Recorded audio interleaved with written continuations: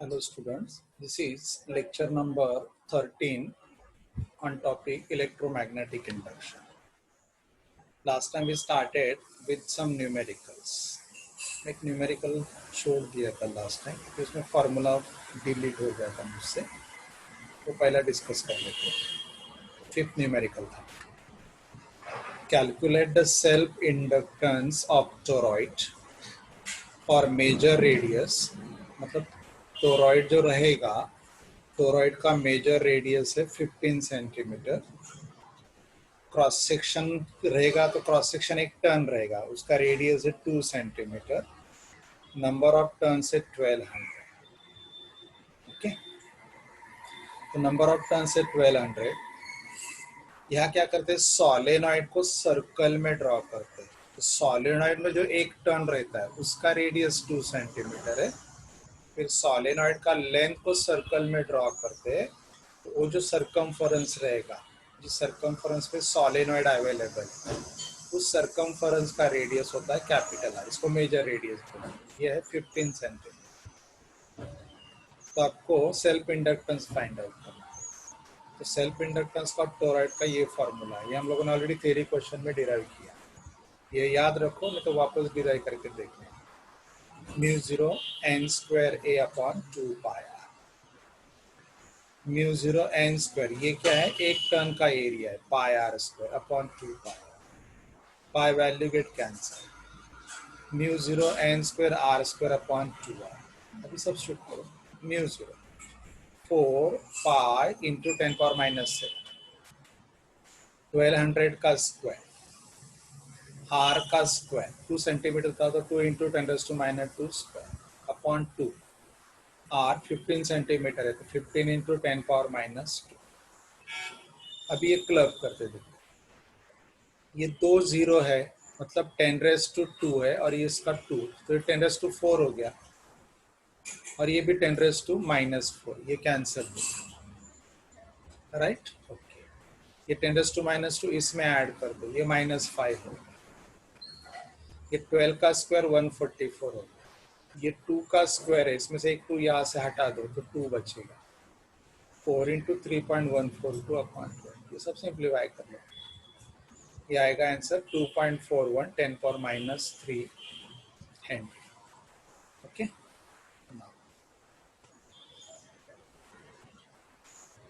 हम लोगों ने कुछ 13 एग्जांपल्स कंप्लीट किए थे लास्ट लेक्चर में, ये छूट गया था because of formula missing.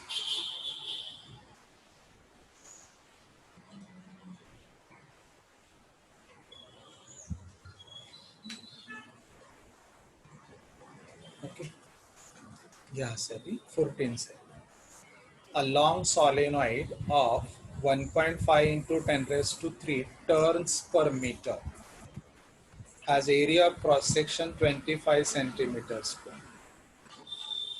A coil C consisting of 150 tons is wound tightly around the center of solenoid. Calculate for a current of 3 ampere in a solenoid. इसमें कैसे एक बड़ा सा solenoid है, उस solenoid के dimensions प्रोवाइड किए 1.5 into 10⁻³ turns per metre, उसका क्रॉस सेक्शन है 25 सेंटीमीटर्स। इस सोलेनॉइड के अंदर एक कॉइल रखा है, उस कॉइल का टर्न से 150, वो सेंटर में रखा है। जब बाहर का सोलेनॉइड में से आप 3 एम्पियर करंट पास करोगे,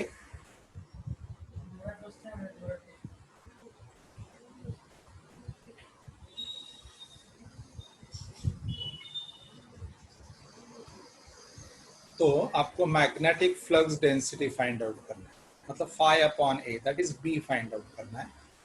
फिर फ्लक्स फाइंड आउट करना है। फ्लक्स डेंसिटी मिलने के बाद एरिया से मल्टीप्लाई कर लो, फ्लक्स लिंक आ जाएगा। फिर ईएमएफ इंड्यूस इन 0.5 सेकंड। तो सोलेनॉइड का मैग्नेटिक फील्ड का फॉर्मूला होता है according to Ampere circuit law, mu zero N I. Mu zero का value 4 pi into 10⁻⁷। Turns per metre कितने स्मॉल है, 1.5 10⁻²। I is 3 ampere, right. तो B इज इक्वल टू, ये प्रिसाइज कर लोगे तो 56.52 इंटू 10⁻⁴ ये आएगा magnetic field of induction. Tesla लिखो या वेबर पर मीटर स्क्वायर लिखो या न्यूटन पर एम्पियर। अभी magnetic flux link with the coil क्या रहेगा, NAB cos थीटा। ये रहेगा flux link with the coil जो अंदर रखा है सोलेनॉइड का, उसके टर्न से 150। उसका एरिया कितना है, area is given here. What is the area, A is 25 into 10 raised to minus, ये देखो 25 सेंटीमीटर स्क्वायर, तो 25 into 10 raised to -4। अब ये कौन सा फील्ड में रखा है, जो आउटर सोलेनॉइड ने फील्ड इंट्रोड्यूस किया उसमें रखा है, ये आउटर सोलेनॉइड का फील्ड 5.65 to 10 raised to -3 वो अंदर रखा है। तो दोनों के एक्सिस, कॉइल एक्सिस कॉमन है, तो angle between is 0, cos 0 is 1। ये सिंप्लीफाई करो, ये आ जाएगा फ्लक्स। अभी EMF इंड्यूस फाइंड करना है। अभी ये फ्लक्स चेंज हो रहा है, सो आफ्टर 0.5 सेकंड जो भी फ्लक्स चेंज होगा दैट गिव्स यू EMF। तो 5/T मतलब this upon this is equal to E। Final flux 0 होने वाला है, सॉरी रिवर्स बोला उन्होंने, क्या बोला देखो, the average EMF induce in the coil if the current in solenoid is reverse in the direction. Reverse in the direction मतलब flux second direction में उतना ही हो जाएगा रिटर्न। तो फाइनल फ्लक्स -2.12 है क्योंकि रिवर्स किया गया, न्यूमेरिकली उतना ही रहेगा, खाली डायरेक्शन उल्टा हो जाएगा। ये देखो मैंने -1 लिया है बाहर, ये न्यू वैल्यू, ये ओल्ड वैल्यू, रिवर्स है तो माइनस साइन दे। ये रिवर्स हुआ इसका मतलब प्रैक्टिकली डबल हो जाएगा, प्रैक्टिकली डबल हो जाएगा। देखो ये और ये ऐड करो, माइनस साइन कॉमन लेके क्या देखो प्रैक्टिकली डबल हो गया if it is reverse। ये सॉल्व करो। Next 15, a surge coil having 2000 turns with area 1.5 centimeter square। एक कॉइल है, उसके टर्न से 2000, एरिया है 1.5 centimetre square. It is kept in a magnetic field 0.6 tesla. The coil is rapidly out of the field. उसको rapidly out of the field क्या मतलब, area जो non zero था उसको जीरो किया। It is taken complete out of the field मतलब जो area non zero था it is reduce to zero in time 0.2 second. EMF induce find out. तो यहाँ EMF इंड्यूस हो रहा है by changing the area of the coil. So E is equal to d∅/dt। This is d dt of NAB cos theta. So E is equal to NB, क्योंकि हम लोग ये नहीं बदल रहे, cos थीटा 1 है, ये बाहर आ गया, dA/dt। ये 2000 है, ये 0.6 है, angle between area vector and field vector 0 है, तो cos थीटा 1। ये हम लोग एरिया को A का 0 कर रहे हैं। अभी कितना है 1.5 सेंटीमीटर स्क्वायर, तो 1.5 इंटू 10⁻⁻⁴ मीटर स्क्वायर, ये 0 कर रहे हैं। उन्होंने बोला रैपिडली टेकन आउट और it is taking the time 0.2 second to do that. ये हो गया, ये सॉल्व कर लो। This is the answer, 0.9 volt। Next, an aircraft of wingspan। Aircraft का दोनों साइड का जो ब्लेड्स रहता है मिला के लेंथ कितना है 15 metre. It flies in a horizontal plane. अगर ये हॉरिजॉन्टल प्लेन में फ्लाई करेगा तो विंग स्पैन का जो लेंथ है 50 metre, it will introduce the area in a horizontal plane. तो इस हॉरिजॉन्टल एरिया जो इंट्रोड्यूस होगा उसके साथ vertical component of earth's magnetic field is linked. Vertical component of earth's magnetic field कितना है 6 into 10⁻⁵ tesla. That craft is moving with the speed 400 metre per second. आपको find out करना है EMF generate. तो यहाँ एक्चुअली डेकोरेशन छोड़ दो, wing span का जो लेंथ है 50 मीटर ये डिस्प्लेस हो रहा है। तो हम लोगों ने ऑलरेडी फार्मूला डिस्कस किया, अगर लेंथ डिस्प्लेस हो रहा है तो B का फार्मूला होता है BLV। ये फार्मूला है, आप ये डायरेक्टली यूज कर सकते हो, अगर याद नहीं है तो सॉल्व करो। phi is equal to NAB cos। या लेंथ डिस्प्लेस हो रहा है तो टर्न्स है नहीं, जो एरिया इंट्रोड्यूस होगा वो फील्ड को परपेंडिकुलर रहेगा, तो फील्ड वेक्टर और एरिया वेक्टर में एंगल 0 डिग्री हो जाएगा, cos 0 is 1। जो एरिया डिस्प्लेस होगा वो लेंथ का डिस्प्लेसमेंट की वजह से, तो बी एल डिस्प्लेस हो रहा है थ्रू अ डिस्टेंस एक्स, और ये एक्स टाइम के साथ बदल रहा है, तो E is equal to BL. B is given, L is given, V is given. This is the EMF induced in the length of wingspan. Next, a stiff semicircular wire of radius R is rotated in uniform magnetic field B about an axis passing through its end.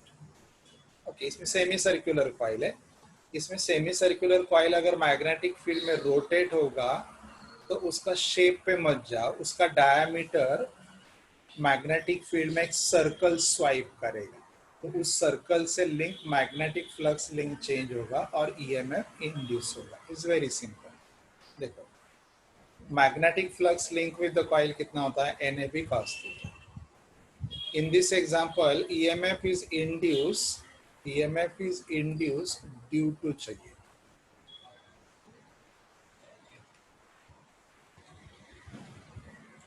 EMF is induced due to rotation of semicircular wire. Though the semicircular wire is rotating, but effective क्या रहेगा, तो semicircular का जो diameter रहेगा वो area swipe करेगा in the form of circle, and that area is circled or swipe in time period t, in which the coil completes one rotation. So E is equal to d phi by dt.